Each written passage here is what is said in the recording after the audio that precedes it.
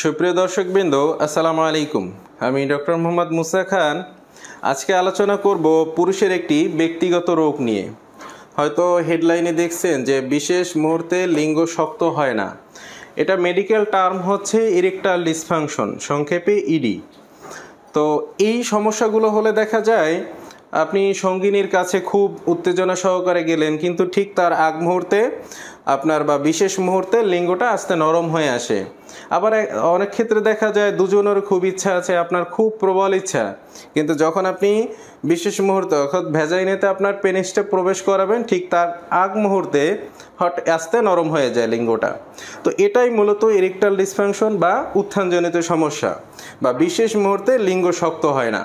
তো দর্শক, এই যে বিশেষ মুহূর্তে লিঙ্গ শক্ত হয় না, এর কিছু কারণ রয়েছে। প্রত্যেকটা রোগেরই আসলে কারণ থাকে, এমনি কোনো রোগ হয় না। তো সেক্ষেত্রে ইরেকটাইল ডিসফাংশনেরও দুটি কারণ, যেমন শারীরিক কারণ আর একটা হচ্ছে মানসিক কারণ। তো দর্শক, এই শারীরিক কারণের মধ্যে আমরা কয়েকটা পয়েন্ট উল্লেখ করেছি এখানে। যেমন আপনার যদি অতিরিক্ত হস্তমৈথুনের অভ্যাস থেকে থাকে, হয়তো বয়সের শুরুতে আপনি 15 বছর বা 16 বছর বয়সে এটা শুরু করে দেখা যায় 25 বছর বা 30 বছর পর্যন্ত যদি অত্যাধিক আপনি হস্তমৈথুন অর্থাৎ মাস্টারবেশন করে থাকেন, তো সেক্ষেত্রে আপনার বৈবাহিক লাইফে, দাম্পত্য জীবনে আপনার এই লিঙ্গ উত্থানজনিত সমস্যা হতে পারে।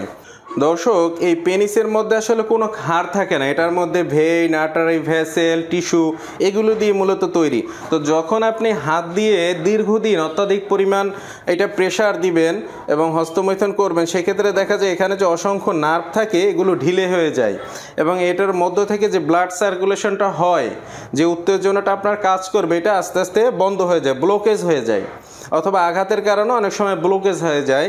তো আপনার দাম্পত্য জীবনে দেখা যায় যখন আপনি সেক্সটা করবেন, তখন এই ব্লাড সার্কুলেশনটা কম হওয়ার কারণে আপনার পেনিস ঠিকভাবে উত্থান হয় না, তখন আপনি সেক্সটা করতে পারেন না। তো আপনাদের যারা অত্যাধিক হস্তমৈথুনের অভ্যাস রয়েছে, এটা অবশ্যই পরিহার করতে হবে, না হলে আপনার দাম্পত্য জীবনে এই উত্থানজনিত সমস্যা হতে পারে। আর একটা বিষয় হচ্ছে আপনার আইবিএস, ইরিটেবল বাউল সিনড্রোম, এই সমস্যা যদি থাকে। আর একটা হচ্ছে আমাশয়। আসলে আমাশয় এবং আইবিএসের যে সিমটমগুলো, লক্ষণগুলো খুবই কাছাকাছি।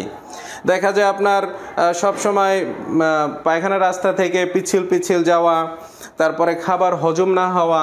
আসলে সিক্সটা আসে তো খাদ্য থেকে, কিন্তু যখন আপনি ভালো খাবার খাবেন, গরুর মাংস খাবেন, গরুর দুধ খাবেন, বাদাম খাবেন, হাই প্রোটিনযুক্ত খাবার খাবেন, তখন আপনার এই সেক্সটা বৃদ্ধি পাবে। কিন্তু আপনার এই আইবিএস বা আমাশয় থাকার কারণে আপনি যত ভালো খাবার খাবেন অত বেশি দুর্বল হবেন, কেননা আপনার তো এই হজম শক্তি নাই। তো দীর্ঘদিন যাদের এই আইবিএস এবং আমাশয়ের সমস্যা রয়েছে, তাদের একটা পর্যায়ে আপনার লিঙ্গ উত্থানজনিত সমস্যা হয়, বিশেষ মুহূর্তে তাদের লিঙ্গটা শক্ত হয় না। আর একটা কারণ হচ্ছে ডায়াবেটিস। এটা একটা নীরব ঘাতক রোগ। এটা আপনার উপর থেকে সবাইকে খুব ভালো দেখা যায়, যাদের ডায়াবেটিস রয়েছে দেখতে খুব সুন্দর, কিন্তু তাদের ভিতরটা আস্তে আস্তে ড্যামেজ করে দেয় এই ডায়াবেটিস রোগ। এবং যাদের দীর্ঘদিন ডায়াবেটিস এই সমস্যা রয়েছে, তাদের দেখা যায় বিশেষ মুহূর্তে লিঙ্গটা শক্ত হতে চায় না, অর্থাৎ ইরেকটাইল ডিসফাংশনের সমস্যা দেখা দেয়। আর একটা কারণ হচ্ছে উচ্চ রক্তচাপ, যাদের হাই ব্লাড প্রেশার, এটাও যাদের দীর্ঘদিন রয়েছে, সেক্ষেত্রে আপনার এই লিঙ্গ শক্ত না হতে পারে। আর একটা হচ্ছে ভায়াগ্রা সেবন। দেখা যায় আমাদের দেশে বিশেষ করে আপনি যে কোনো ফার্মেসিতে গেলেই আপনাকে 20 টাকা, 30 টাকা, 50 টাকা একটা ক্যাপসুল দিয়ে দেবে, আপনার কোনো ডাক্তারি প্রেসক্রিপশন চাবে না, অথবা আপনিও হয়তো ওইভাবে সচেতন না, যার কারণে হয়তো আপনি সাময়িক একটা আনন্দের জন্য এই ভায়াগ্রা টাইপের যে সকল ওষুধ রয়েছে, উত্তেজক ওষুধ, এগুলো হয়তো খেয়েছেন, যার কারণে একটা পর্যায়ে আপনার এই লিঙ্গ উত্থানজনিত সমস্যা দেখা দিবে, বিশেষ মুহূর্তে লিঙ্গ শক্ত হবে না। কেননা এই সকল ওষুধে রয়েছে প্রচুর পরিমাণে আপনার স্টেরয়েড, আপনাকে খুব উত্তেজনা তৈরি করবে, একদম সাময়িক। এগুলোর মধ্যে কোনো ওষুধ থাকে না, এইসব ওষুধের মধ্যে শুধু স্টেরয়েড, আপনার কিছু কেমিক্যাল, ঠিক আছে, এই টাইপের যে ওষুধগুলো রয়েছে, এগুলো আপনি খেলে আস্তে আস্তে আপনার লিঙ্গ উত্থানজনিত সমস্যা দেখা দিবে। আমি এমন রোগীও পেয়েছি যে বলছে যে ডাক্তার, আমি তো মাত্র 2-4টা খেয়েছি বা 5টা খেয়েছি, এবং এটা খাওয়ার পর থেকেই আমার এই সমস্যাগুলো হচ্ছে। তো তখন হিস্ট্রি নেওয়ার পরে আসলেই বুঝতে পারলাম যে আসলে তাদের এই ভায়াগ্রা টাইপের যে সকল ক্যাপসুল, সিরাপ বা ট্যাবলেট রয়েছে, এগুলো সেবনের ফলেই আপনার লিঙ্গ এখন আর শক্ত হয় না। আর কিছু আছে যেমন ওজন বৃদ্ধি, যাদের দ্রুত ওজন বৃদ্ধি বা ওবিসিটি, খুব মোটা সোটা, সেক্ষেত্রে আপনার এই সমস্যা হতে পারে। এবং মানসিক স্ট্রেস, যারা দীর্ঘদিন মানসিক প্রেশানির মধ্যে থাকে, সেক্ষেত্রে আপনার এই লিঙ্গ উত্থানজনিত সমস্যা হতে পারে এবং বিশেষ মুহূর্তে আপনার লিঙ্গটা শক্ত হয় না। দর্শক, এছাড়াও আরও কিছু কারণ রয়েছে, মেইন কারণগুলো আমি উল্লেখ করে দিলাম।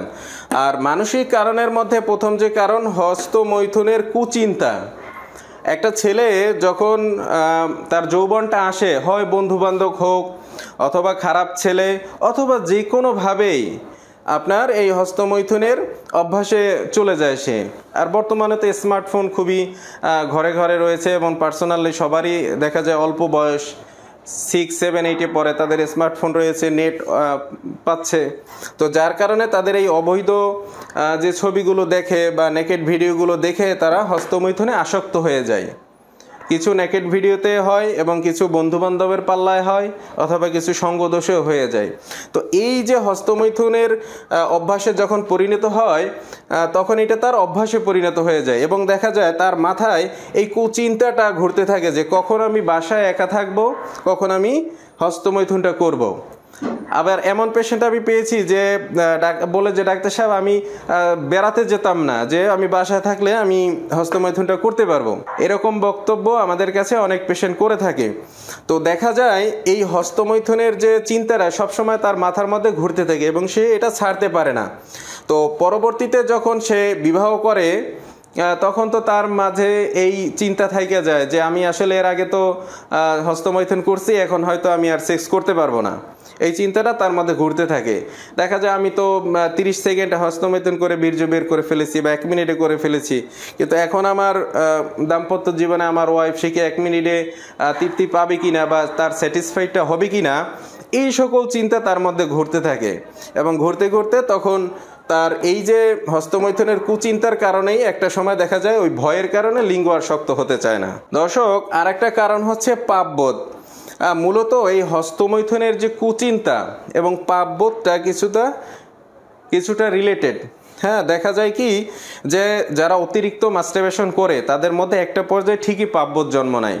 এখন তো বর্তমানে অনেক হুজুর ওয়াজ করেন যে এটা খারাপ কাজ, বা ধর্মীয়ভাবে যখন সে জানতে পারে যে এটা তো আসলে আমার ধর্মে হারাম, তখন তার মধ্যেই পাপবোধটা কাজ করে যে আল্লাহ আমি এর আগে কি করে ফেললাম।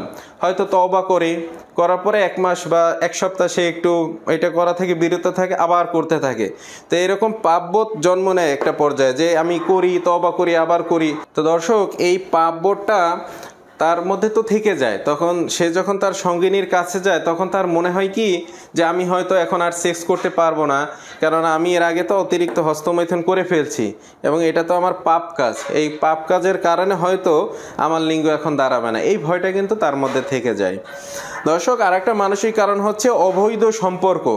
বর্তমানে এই যে ফ্রি মেলামেশা বা লিভ টুগেদার যাই বলেন না কেন, এই অবৈধ সম্পর্কের কারণে আপনার দাম্পত্য জীবনে সমস্যা হতে পারে। দেখা যায় আপনার যে এখন যে বর্তমান হয়তো গার্লফ্রেন্ড বলেন বা যাই বলেন না কেন আপনার, তো তার ক্ষেত্রে দেখা যায় কি আপনি যে সেক্সটা করলেন, দেখা যায় হয়তো খুব ভয়ের মাঝে করলেন, অথবা কারো বাসা ফাঁকা পেলেন, অথবা দুজনে একটা অ্যারেঞ্জ করে হোটেলে গেলেন। তো ওখানে দেখা যায় কি আপনার একটা ভয় ভয় কাজ করে, প্রথম কিভাবে কি করব, হয়তো আপনি খুব দ্রুত আপনার বীর্যটা আউট হয়ে যায়। এবং সেকেন্ড সময়ে দেখা যায় আপনি তার কাছে যেতে পারেন না, বা পরের বারে গেলেও হয়তো অল্প টাইমে আউট হয়ে যায়। তখন এই ভয়টা কাজ করতে থাকে যে আপনি যখন বিবাহ করেন, তখন তো আপনার এটা মনে থাকে যে আমি এর আগে তো অবৈধ সম্পর্ক করছিলাম, তখন তো খুব দ্রুত আমার বীর্যটা বের হয়েছে, অথবা আমার লিঙ্গটা ওইভাবে শক্ত হয় নাই, বা হলেও একটু পর আস্তে নরম হয়ে বের হয়ে আসছে। তো এখন হয়তো আমার দাম্পত্য জীবনে এই সমস্যাটা হবে। তো ঠিকই আপনি যখন আপনার স্ত্রীর সাথে চেষ্টা করবেন, এই ভয় থেকে হোক বা যে কোনো কারণেই হোক, আপনার লিঙ্গটা তখন শক্ত হবে না। আর একটা বিষয় হচ্ছে, অনেকে দেখা যায় বয়ফ্রেন্ড গার্লফ্রেন্ডের ক্ষেত্রে দেখা যায় ওষুধ খায়, তো তাও তো তার মধ্যে ওই ভয়টা থেকে যায় যে আমি এর আগে আমার যে গার্লফ্রেন্ড ছিল বা পার্টনার ছিল তার কাছে তো আমি ওষুধ খেয়ে গেছিলাম, কিন্তু আমার এখন দাম্পত্য জীবনে আমি কি প্রতিদিন ওষুধ খাবো স্ত্রীর কাছে? যখনই যাব তখনই কি ওষুধ খেতে পারবো? তো এই ভয়গুলো কাজ করতে থাকে, কিন্তু একটা পর্যায়ে ঠিকই তার উত্থানজনিত সমস্যা দেখা দেয় এবং বিশেষ মুহূর্তে তার লিঙ্গ নরম হয়ে যায়, শক্ত হয় না। তো এই আসলে মানসিক কারণও অনেক গুরুত্বপূর্ণ, সেই সাথে এই যে শারীরিক কারণগুলো আমি বললাম এগুলো গুরুত্বপূর্ণ। আসলে আমরা একজন পেশেন্ট আসলে আমরা তার হিস্ট্রি নেই, টোটাল হিস্ট্রি নেওয়ার পরে আসলে কারণ আইডেন্টিফাই করি, কি কারণে আসলে তার এই সমস্যাটা হচ্ছে, এখন উত্থান হচ্ছে না বা হলেও একটু পরে কেন নরম হয়ে আসছে। তো কারণ খোঁজার পরে তখন আমরা ওই কারণ অনুযায়ী মেডিসিনগুলো প্রয়োগ করি। আর দেখা যায় অনেক ক্ষেত্রে দেখা যায় বন্ধ্যাত্ব দেখা দেয় বা অন্য সমস্যাও দেখা দেয়, সেই ক্ষেত্রে কিছু টেস্টের প্রয়োজন হয়, ওগুলো আমরা রোগীর কন্ডিশন অনুযায়ী আমরা করে থাকি। তো দর্শক, আপনাদের যাদের এই সমস্যা আছে, ইরেকটাল ডিসফাংশন বা বিশেষ মুহূর্তে লিঙ্গ যে শক্ত হয় না, এগুলোর হোমিওপ্যাথিতে খুবই ভালো চিকিৎসা রয়েছে। হোমিও হচ্ছে একটা সিমটোমেটিক মাইজমেটিক ট্রিটমেন্ট। তো এই হোমিওপ্যাথিতে আপনি কারণ অনুসন্ধান করে হয়তো 2-3 মাস সর্বোচ্চ আপনি যদি ভালো মেডিসিন খাওয়া যায়, ইনশাল্লাহ পুরোপুরি আপনার এই ইডি ইরেকটাল ডিসফাংশন উত্থানজনিত সমস্যা ভালো হয়ে যায়। আমার পরামর্শ হচ্ছে আপনাদের যাদের এই সমস্যা রয়েছে, আপনারা এই যে ভায়াগ্রা টাইপের ওষুধ সেবন না করে, কোনো ফার্মেসির ওষুধ না খেয়ে ভালো একজন হোমিওপ্যাথিক ডাক্তার দেখান। এটা কিছুদিন আপনি ওষুধ সেবন করলে ইনশাল্লাহ পুরোপুরি সুস্থ হতে পারবেন। তো দর্শক, আজকে এই পর্যন্তই। নেক্সটে আরও কোনো ভালো হেলথ টিপস নিয়ে আসবো। সবাইকে অসংখ্য ধন্যবাদ। আসসালামু আলাইকুম।